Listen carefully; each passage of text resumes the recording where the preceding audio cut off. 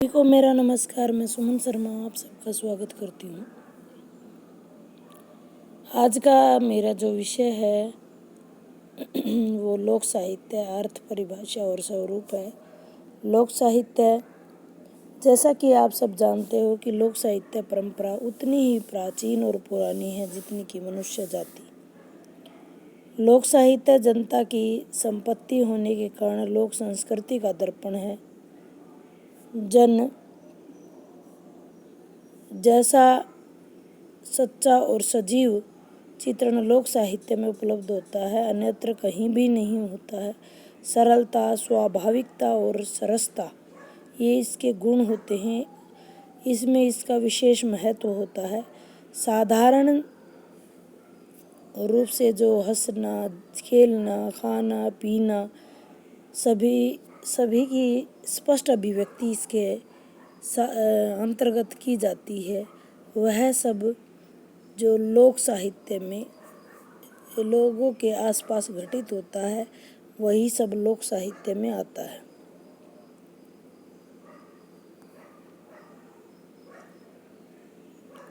किसी भी देश की ये मुख्य प्रमुख लाइनें मैं आपको बता रही हूँ।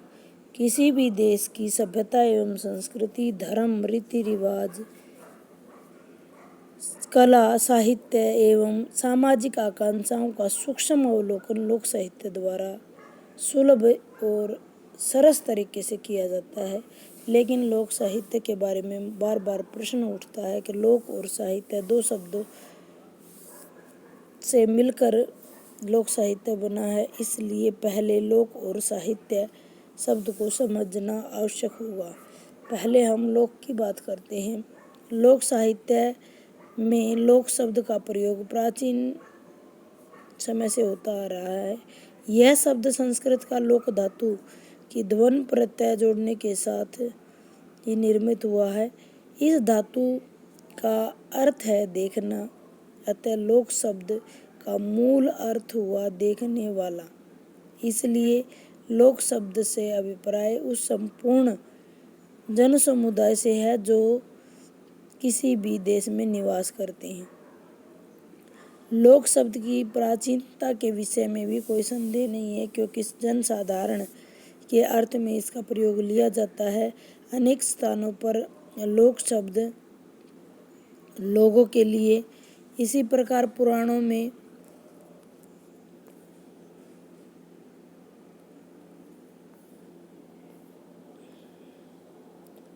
लोक शब्द जो है लोगों का ही प्राय माना जाता है।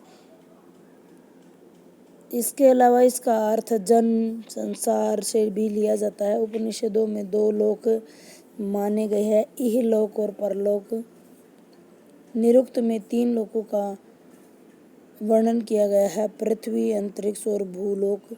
संस्कृत साहित्य की तरह हिंदी साहित्य में भी लोक शब्द का प्रयोग सामान्य जनता के लिए किया जाता है। वास्तव में लोक शब्द हिंदी में अंग्रेजी भाषा के फोक शब्द का ही पर्याय है, जहाँ इस शब्द का प्रयोग अशिक्षित, असभ्य वर्ग के लोगों के लिए किया जाता है, चाहे वो नगरों में ही रहते हों या गाँव में। डॉक्टर सत्येंद्र ने लोक पर अपना विचार प्रकट करते हुए कहा है कि लोक मनुष्य समाज का वह वर्ग है जो अभिजात्य, संस्कार, शास्त्रीयता और पांडित्य की चेतना अथवा अहंकार से शून्य हो और एक परंपरा के प्रवाह में जीवित रहे। डॉक्टर कृष्णदेव उपाध्याय ने भी इस बात का समर्थन करते हुए कहा है कि जो लोग संस्कृति और परिष्कृत वर्ग से प्रभावित न होकर अपनी पुरातन स्थिति में रहें, उन्हें लोक कहते हैं। लोक साहित्य की बात अब कहते हैं। साहित्य तो आप जानते ही हैं, जो कुछ भी अपने आसपास घटित होता है उसको ही शब्दों के माध्यम से अभिव्यक्त कर देना ही साहित्य कहलाता है। आपको पता है साहित्य समाज का दर्पण है। आइए लोक साहित्य की बात कर लेते हैं। लोक साहित्य की व्यापकता मानव जन्म से मृत्यु तक सम्मिलित है। जन्म से लेकर के मृत्यु तक लोक साहित्य चलता रहता है। लोक साहित्य अनुपम है। लोक साहित्य बहुत ही व्यापक है। कोटि कोटि जन समुदायों में लोक साहित्य का प्रचार प्रसार होता रहता है। लोक साहित्य एक शास्त्र है। ये बहुत ही इम्पोर्टेंट चीज़ है। लोक शास्त्र यह एक शास्त्र है। अपने अपने कई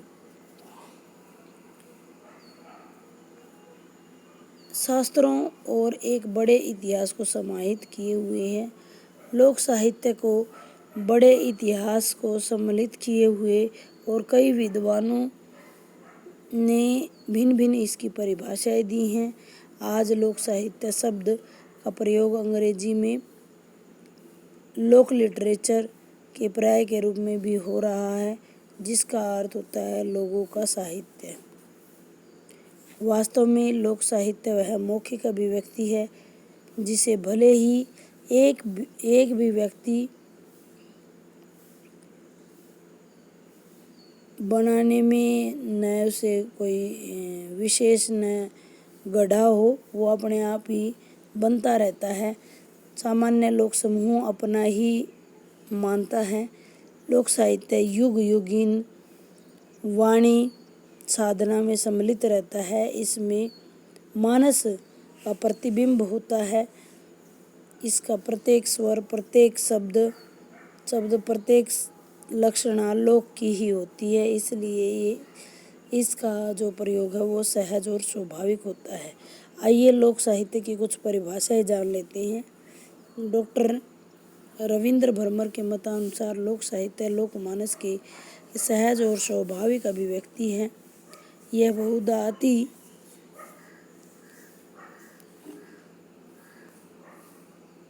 अलिखित रहता है और अपनी मौखिक परंपरा द्वारा एक पीढ़ी से दूसरी पीढ़ी तक आगे बढ़ता है। इस साहित्य के रचयिता का नाम अज्ञात रहता है और लोक का वाणी जो कुछ कहता सुनता है वह समूह की वाणी बन जाता है। समूह में घुल मिल कर ही वो कहते हैं। डॉक्टर कृष्णदेव उपाध्याय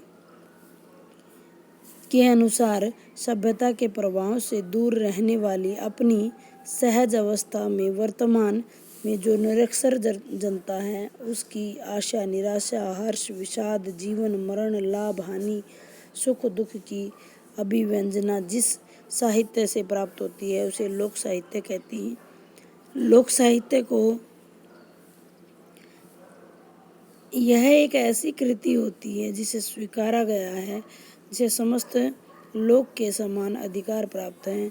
सत्यम शिवम सुंदरम की तीनों की अभिव्यक्ति या गुणों से ये परिपूर्ण है। इसकी कभी मृत्यु नहीं होती, उसे न ही बार बार जो है इसका चोला जो है बार बार बदला जाता है। ये मूल रूप से है, इसे नष्ट नहीं किया जाता। इसमें अपनी स्वाभाविकता है, वह अपना गुण कभी नहीं छोड़ सकती है।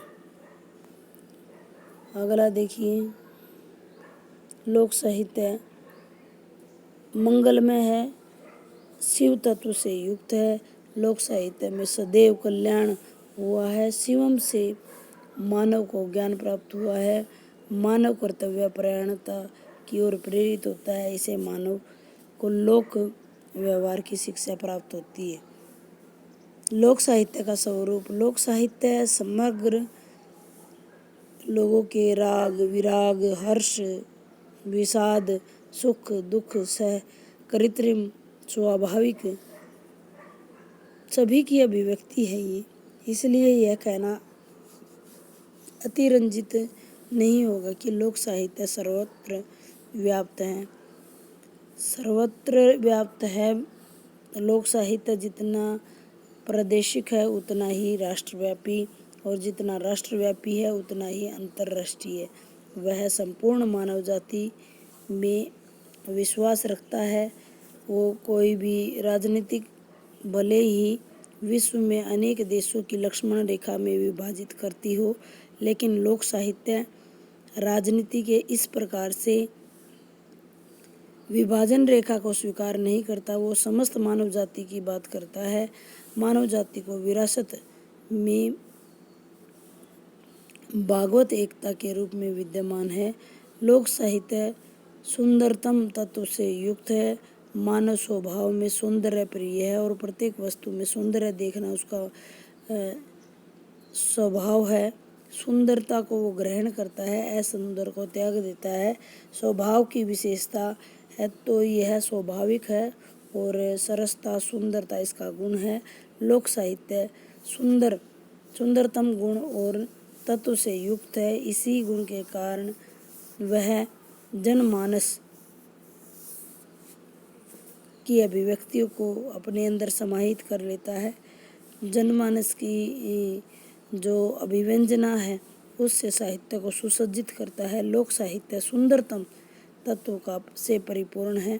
इस प्रकार लोक साहित्य फूलों के गुलदस्ते के समान है, जिसे भांति भांति के फूल लगे हुए हैं, जिसकी अभिव्यक्ति सुगंध से परिपूर्ण है और भांति भांति के जिसमें फूल खिले हुए हैं। लोक संस्कृति जो है वो समस्त विश्व को आनंदित कर देने वाली होती है, परंतु इसमें कोई भी फूल उगाने वाला मालिक कौन है इसको किसी को नहीं पता है। फूलों का ये जो गुलदस्ता है उसे सजाने का कार्य जो है लोक साहित्य करता है। देखिए, हमने बहुत सारी चीज़ें जान ली। इसकी मैं मुख्य विशेषताओं का यहाँ पर जिक्र करूँगी कि सत्यम शिवम सुंदरम का गुण इसके अंदर है। नंबर 2, इसका कोई राइटर नहीं होता है, अज्ञात कवि या लेखक इसका होता है। जन समुदाय का प्रतिनिधित्व करता है, जन समूह का प्रतिनिधित्व करता है। नंबर 3, ये एक पीढ़ी से दूसरी पीढ़ी में स्थानांतरित होता रहता है। नंबर 4, किसी भी शास्त्र विशेष का इसमें ध्यान नहीं दिया जाता। लोक शब्दों का, लोक वाणियों का इसमें प्रयोग होता है, उन्हीं के शब्दों से अभिरंजित ये रहती है। छठा, इसके अंदर मानस की भावनाएं इसके अंदर रहती हैं और जितना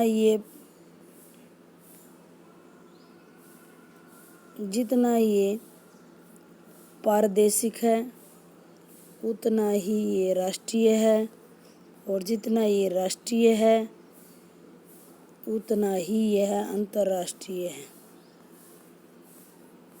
कहने का मतलब ये है कि सिर्फ ये, अगर मैं यहाँ हरियाणा की बात करूँ तो हरियाणा तक सीमित नहीं है, ये भारत का भी एक अंग है और भारत के बाद ये विश्व का भी एक अंग है।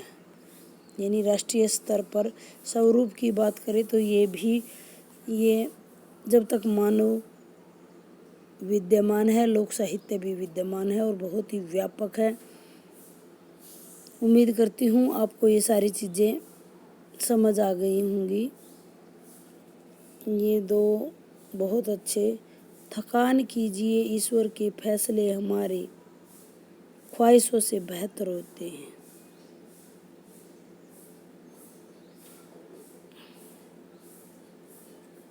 यकीन कीजिए, ईश्वर के जो फैसले होते हैं वो हमारी ख्वाहिशों से कहीं ज़्यादा बेहतर होते हैं।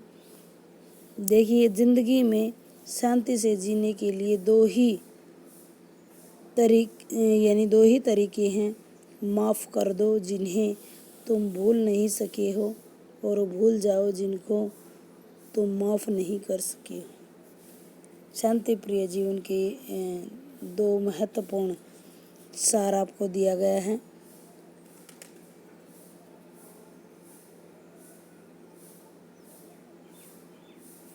इन्हीं शब्दों के साथ मैं यहाँ अपना ये वक्तव्य जो है समाप्त करती हूँ। धन्यवाद। लोक साहित्य, लोक का शाब्दिक अर्थ लोक साहित्य और साहित्य यानी शिष्ट साहित्य और लोक साहित्य में अंतर। शिष्ट साहित्य शास्त्र या नियमों के अनुसार चलता है और लोक साहित्य जो है बिना नियमों के सहजता के साथ चलता है। विशेषताओं की अगर इसी में आप विशेषताएं भी जोड़ सकते हैं जो मैं आपको बता चुकी हूँ। परिभाषाओं में आपको सारी की सारी विशेषताओं के पॉइंट मिल जाते हैं। इसके अंदर यह एक शास्त्र भी है और इसमें विज्ञान भी है और कला भी है, दोनों ही चीज़ें इसके अंदर विद्यमान रहती हैं। धन्यवाद।